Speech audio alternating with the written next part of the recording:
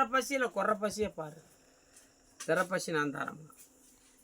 யாருக்குமா இருந்தாலுமே உதவிங்கிறது ஏதாவது முன்கை செய்கிறது முழங்கைக்கு தெரியக்கூடாதான். முன்கைட்ட செய்கிறது முழங்கைக்கு தெரியக்கூடாது. அதுதான் உதவி.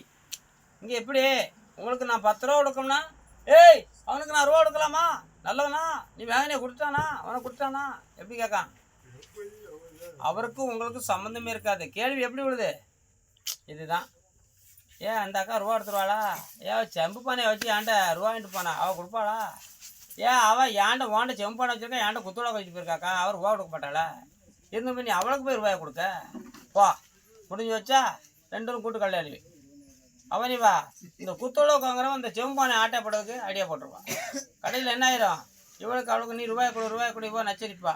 இவன் நச்சரிக்க முடியாது. அந்த பானையை வா குத்துவளவுக்கு வேணாங்க அவன்கிட்ட கொண்டு கொடுத்துட்டு அந்த ரூபாய் வாங்கி அவட்ட கொண்டு முடிஞ்சுதா? கணக்கு எங்கே போகுது?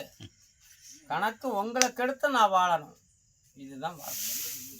நல்லதுக்கு காலம் இல்லை. ஆனால் இப்போ வந்திருக்கவர் நல்லவர். ஆனால் யார் என்ன தப்பானா நினைச்சாரு உடனே பால் கொடுக்காரு.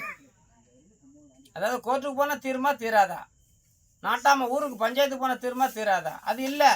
அப்பவே அவன் வாயாலே அவனுக்கு தீர்ப்பு அப்படிங்கிறாரு. இந்த கிரகம் என்ன சொல்லுது?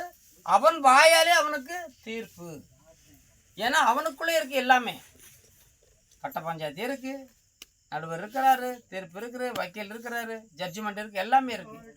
ஏன்னா அவங்களுடைய கிரகத்துக்குள்ள கணக்கு. இன்னைக்கு குரு நம்மளை பார்க்குறாரு, தெளிவாக இருக்கு. எதையும் நினச்சி பயப்பட வேண்டாம். குறை இருந்தாலும் குறைகளை தீர்த்து கொடுப்பாரு. வெற்றியாகவே இருக்கும்.